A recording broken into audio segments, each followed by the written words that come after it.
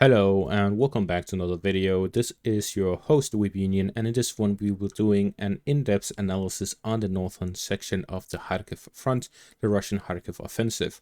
We're going to be overlooking what is currently happening at a strategic, tactical and operational level, and based on that analyze the current situation and the current balance of power. We start out by getting a look at the territorial integrity of the Russians and the Ukrainians in this Kharkiv offensive. We see that the Russians have managed to capture quite a few villages in the northern region within the first month and 11 days of this offensive, the majority of which was actually taken on the first week. What happened since is mostly positional fighting. There are multiple reasons for the developments that happened. The first one is that the Russians managed to face massive success within the first few days, and that is mainly due to the inadequate defenses built by the Ukrainians. Due to a lot of corruptions and delay, the Ukrainians never ended up actually building significant fortified positions by the border with Russia, and this led the Russians to pretty much enter without any resistance. There was hardly any Ukrainian units positioned in the north as well. It was rapidly redeployed to be sent to the front line, where we have this quote from a Ukrainian soldier. Denis Yaroslavsky, commander of the reconnaissance battalion in Ukraine's 57th Brigade, entered the border town of Vovchansk on May 2nd. This was 8 days prior to the Russian assault. He said that prior to him arriving, there were only 200 troops already stationed in the town. When the Russian forces pushed in just over a week later, he said, "We lost almost the entire battalion." From just over the border, Russia launched non-stop glide bombs and artillery attacks against the Ukrainians. This sort of situation we see the results of with this video here, which was shared by Deep State Map. A Ukrainian unit sent this video after a drone reconnaissance across the town, and we see it is mostly just completely destroyed. We see the apartment complexes are still standing. Those are ones that hardly ever fall. We have major buildings still standing, but most of the houses are simply completely destroyed, almost entirely rubble. Most of them do not have any roof. This is due to the heavy shelling that has taken place over this past month. Heavy fighting has occurred throughout the town of Vovchansk for over a month, where it was mostly positional. Now the majority of the northern part of the town is completely unlivable. Hardly anyone is able to stand there and find cover. The Ukrainians have been able to, through the use of the apartment complexes in the center of the northern parts, been able to push across and hold those positions. This is due to the protection it provides. And that protection has allowed the Ukrainians to build up enough troops in this area, that is the apartment complex area, to then start pushing in a northwestern direction to cut off the current operation of the Russians, which is to push down towards the southern part of the Vovchansk town. So what we're currently seeing is that the Russians are fighting by the aggregate plant, trying to advance through and cut off the Ukrainian supply route. With this, we see that the Russians and the Ukrainians are doing the exact same thing in two different areas. Whoever succeeds with the current operation of cutting off the supply route or is able to defend against the other, whether it is the Ukrainians defending against the Russians and cutting off the Russian supply route, or the Russians cutting off the Ukrainian supply route and defending against it, whichever will get a decisive victory in Vovchansk. It seems that the Russian objective here within Vovchansk was to capture the majority of the town as fast as possible. When the Ukrainians were able to hold on to positions in the northern parts, they then decided to focus on blowing the bridges across the Vovcha river line and cut off the supplies of the Ukrainians in the north. The Ukrainians, however, set up pontoon bridges, which allowed them to continue supplying the troops in the northern part, which the Russians regularly attack. We see such attacks as in this video here, where a Russian bomb blows up a Ukrainian bridge here in the central parts of Vovchansk. So we see that there are constant strikes on these bridges across, which the Russians are using to limit the supply of the Ukrainians in the northern parts. The Ukrainians have, however, been able to make use of their armored vehicles across the river line without crossing over, providing fire support. This means that the majority of the Ukrainian forces in the northern parts are simply soldiers and infantry, which means that the majority of the fighting taking place in the northern parts of Vovchansk is simply street fighting. With this, we see that the current situation is that the Russians are heavily bombarding the Ukrainian parts of northern Vovchansk, and the Ukrainians are in turn bombarding the Russian side of Vovchansk. At the same time, the Ukrainians have now been allowed by the United States and European countries to strike within Russian territory with Western weapons. This means that on top of the fighting happening within the town itself, there's also long-range hits. We can split the front line into three sections. There's the direct front line, which is within 5 kilometers of the fighting. Then there's the second front line, which is within 30 kilometers of the fighting. And then there's the third one, which has pretty much unlimited range. Within the first zone, this is mainly artillery and FPV drones hitting positions within the front line. This means artillery strikes and FPV drones on frontline soldiers, stormtroopers, infantry fighting vehicles, and other vehicles that reach the front. The second one is anything from jets dropping FAB bombs or other glide bombs to long-range artillery, MLRS strikes, or even landed drones. So this is where armored vehicles and other important targets are hit at a further range. The last one is anything from long-range drones, saboteurs, long-range missiles, and anything else that has a very long range, and this is mainly ammunition depots and other supply depots that are available or seen, detected across the front. In all of these three levels, the Russians have a significant firepower advantage. The longer the range, the more of an advantage the Russians have in that field. Within the short range, the Russians have a 5-to-1 artillery advantage, and they have the Lancet drones at the mid-range. They have a lot more MLRS units than the Ukrainians have available, which increases the firepower they have available.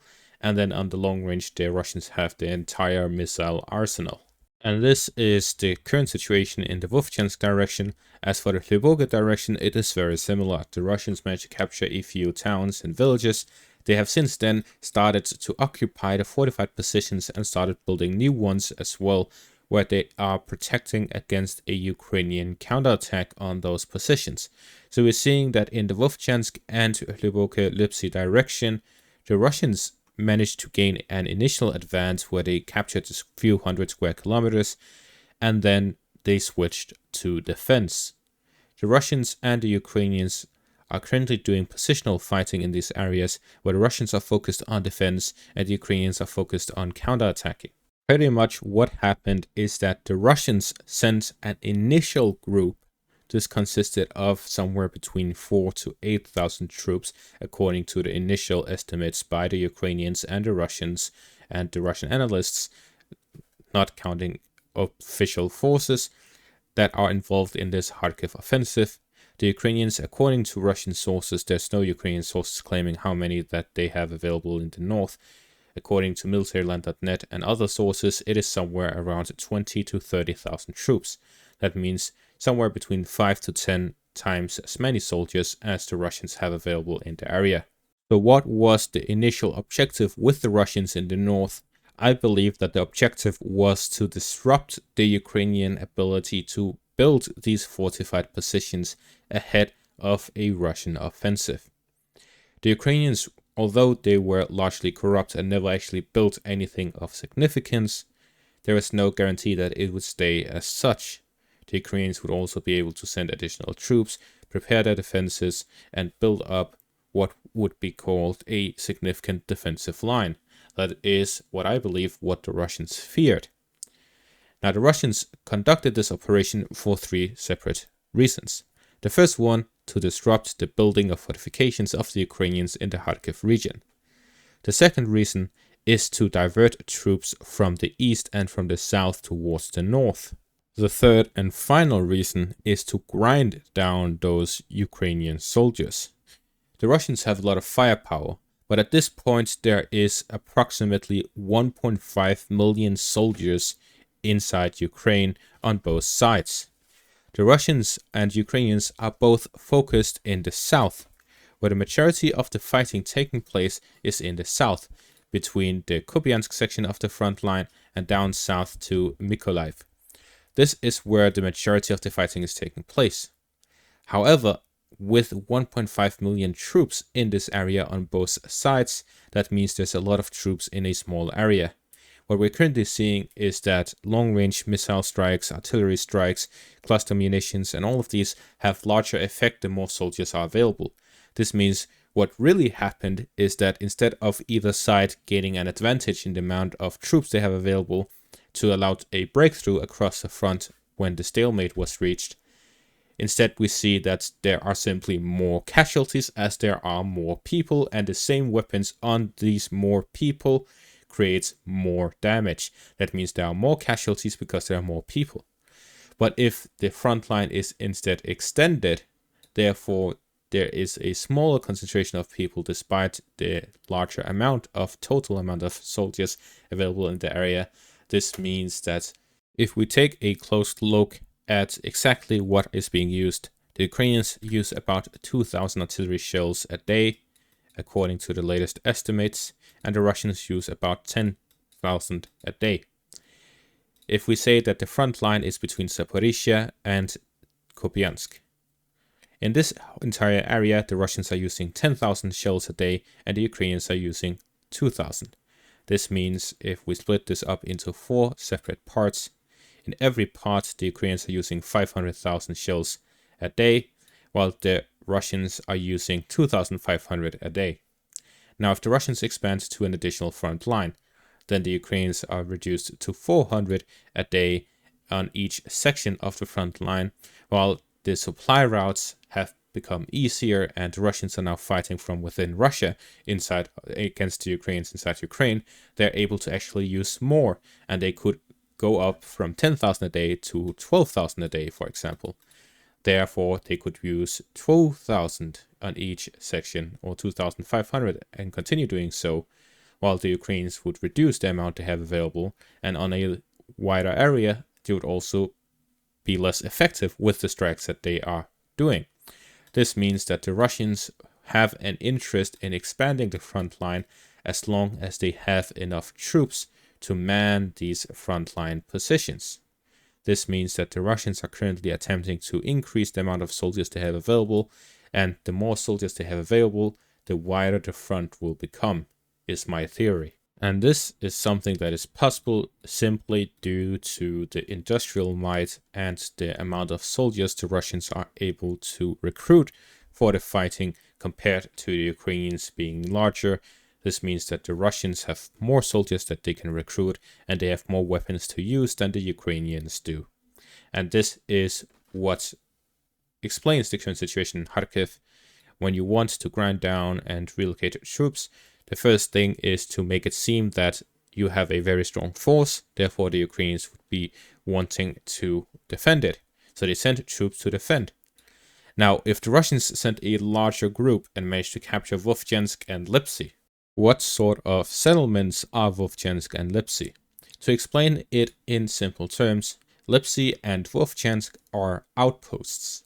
They are positions that the Ukrainians have as bases that are ahead of Kharkiv. This means that if the Russians capture Vovchansk and Lipsy, then they will have gained a foothold within the Kharkiv region. If they do not capture it, then they will be unable to set up a foothold and hold on to their positions in Kharkiv. Therefore, if the Russians captured it, then they would have gained a foothold and the Ukrainians would have a very difficult time counterattacking. Instead, what we see is that the Russians have not captured them. This means that the Ukrainians are more motivated to launch counterattacks because they see that they are able to completely push the Russians out of Kharkiv. If instead the Russians did capture it, then the Ukrainians would more likely set up defensive lines beyond that, behind the defensive line, behind Lipsy, behind Vovchansk, instead of counterattacking, simply setting up new positions. The main reason for that is if the Russians captured Lipsy and Vovchansk, they would have a regional area where they can build up forces and conduct further operations.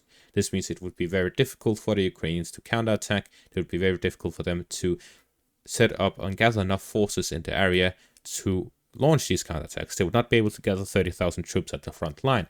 But because they do have Lipsy, they do have Vovtyansk, they are able to do so. So the main reason why the Russians launched a small group and not a larger group that would allow them to capture these areas is to allow the Ukrainians to gather enough forces for their strategy to be effective. What we're seeing is that the Russians, if we say they have 10,000 soldiers available, and they have 700,000 troops across the entirety of the front line, according to Putin in the last official declaration he made on how many troops they have available within Ukraine, then 10,000 out of 700,000 is 1.5%.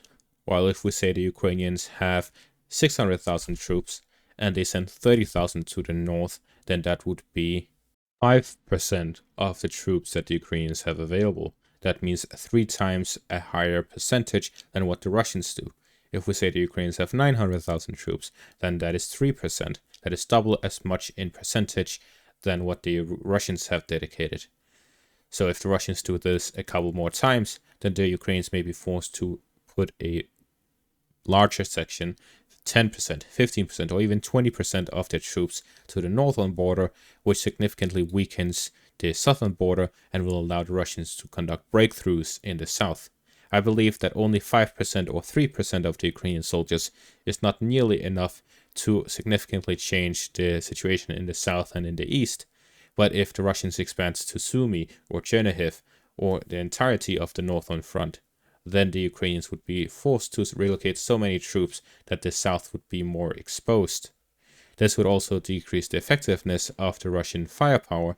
This means that the Russians do not have an interest in doing so until the Ukrainians have been grinded down enough that such a relocation of troops would have such a significant impact and the Russians have such a large advantage that they will actually be able to launch an offensive. This means that the Russians will slowly expand the front line until they deem that the Ukrainians have lost enough troops before they launch any sort of massive operation. This means that this could happen in the winter of this year, or it could happen in a year, or in 10 years. We do not know how many soldiers that the Ukrainians have available and how much aid is going to continue going to Ukraine. If Trump wins the election and he stops aid to Ukraine, that would be half of the aid arriving to Ukraine being completely cut off, and it would also decrease the motivation European countries have to send additional aid to Ukraine, and it could stop entirely. We don't know. But based on what we can see, it seems to me that the Russians have a larger interest in keeping this status quo and preventing a major shift in the war. The Russians simply plan to continue this battle of attrition until the Ukrainians either give up or collapse. And that is going to be all for this analysis. Thank you all for watching. Make sure to leave a like, subscribe, and check out my Patreon for additional content. Thank you all for watching and have a great day.